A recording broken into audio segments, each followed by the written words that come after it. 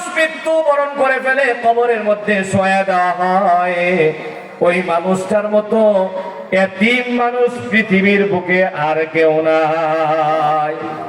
এরকম দৃশ্য আর কেউ নাই।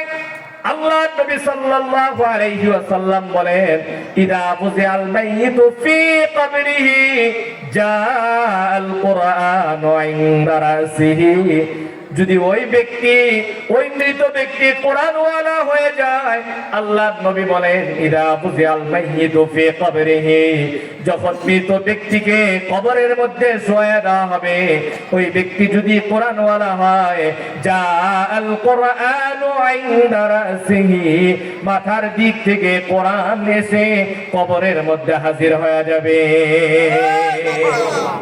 আমার প্রিয় ভাইরা, তাহলে সেই কোরআনের সাথে আমাদের সম্পর্ক রাখার দরকার আছে না নাই?